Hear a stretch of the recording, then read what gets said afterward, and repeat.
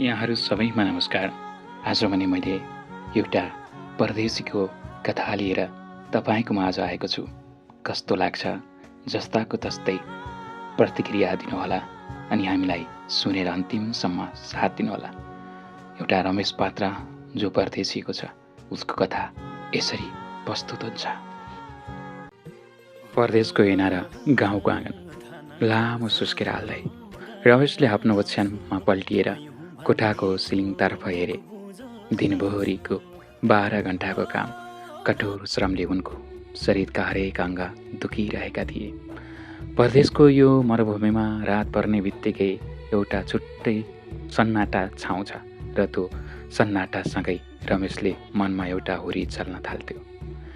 आफ्नो देश, आफ्नो गाउँ र आफ्नाहरूको सम्झनाले मन भारी हुन्थ्यो, हुरी चल्थ्यो। गाउँमा छँदा गरिबीले उनीहरूलाई यसरी खेदेको थियो कि बिहान खाए बेलुका के खाने भन्ने बारे चिन्ता हुन्थ्यो। वृद्ध बाबाको खोकी र आमाको धमिला आँखाहरू, श्रीमतीको आँखाभरि आँसु, छोराको माया।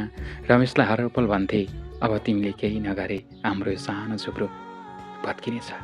त्यही गरिबीको बाध्यताले उनलाई एउटा झोला, केही थान सपनाहरू, रातो माला लगाएर, केही थान सपना बोकाएर बिरानो मुलुक ल्याइ पुर्याएको थियो। सुरुमा त लाग्थ्यो केही वर्ष कमाएर घर फर्किहाल्छु, तर परदेश यस्तो दलदल रहेछ जहाँ खुट्टा जति अगाडि बढाउन खोज्यो जिम्मेवारीका लहरहरूले त्यति नै गहिराइमा धकेल्दै लैजाँदा रहेछन्।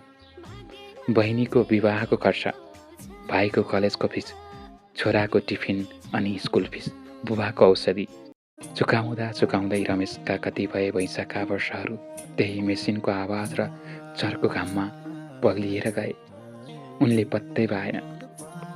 एक दिन गाउँबाट श्रीमतीको फोन आयो मधुर स्वरमा। उनले भनिन्, यसपालिको चाडमा त जसरी भए पनि घरमा आउनुहोस् है श्रीमानज्यू, छोराले तपाईँलाई निकै सम्झिरहेको छ। रमेशको घाँटी अवरुद्ध भयो, आँखाभरि आँसु भयो।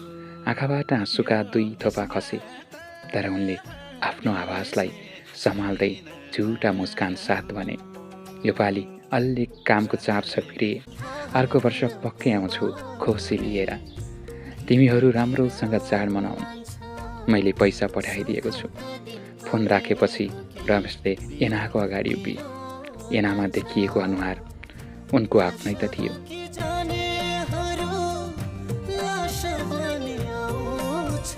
टिलपिल आँखाभरि आँसु भएका थिए, तर कता कता बिरानो लाग्थ्यो।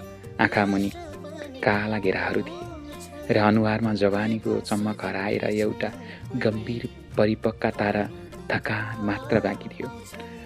रमेशले सोचे, परदेशले मलाई पैसा दियो, मेरो परिवारको पेट त भर्यो, तर मेरो आफ्नो जीवनको ऊर्जा र आफ्नाहरूसँग बिताउन पाउने ती अमूल्य पलहरू सधैँका लागि खोसेर लग्यो। परदेशीको जीवन पनि कति अनौठोको। घरका मान्छेले सोच्छन् ऊ विदेशमा छ, खुसी होला, डलर र रियल कमाउँछ। साथीभाइले पनि त्यही सोध्छन्, तर कसैलाई थाहा हुन्न कि त्यो पैसाको हरेक नोटमा परदेशीको रगत, पसिना र श्रम, कतिपय रातका अधुरा सपनाहरू टाँसिएका हुन्छन्। उनीहरू अरूको घर उज्यालो बनाउन आफ्नो जीवन दियो चुपचाप बालिरहन्छन्। रात छिपिँदै गयो। रमेशले आफ्ना आँसु पुछेर भोलि बिहान फेरि त्यही मेसिन जस्तै दैनिकीमा फर्किनका लागि आँखा चिम्लिए, किनकि उनलाई थाहा थियो उनको थाकेको शरीरभन्दा उनको परिवारको ओठको मुस्कान धेरै मूल्यवान छ। र यो कथाले परदेशीहरूको वास्तविक र गहिरो भोगाइलाई शब्दमा उतार्ने प्रयास गरेको छु। यसले तपाईँको मनलाई कत्तिको स्पर्श गर्यो? हामीलाई कमेन्ट पठाउन नबिर्सनुहोला। फेरि सब्सक्राइब पनि गर्नुहोला है, लाइक पनि गर्नुहोला, हामीलाई फलो पनि गर्नुहोला।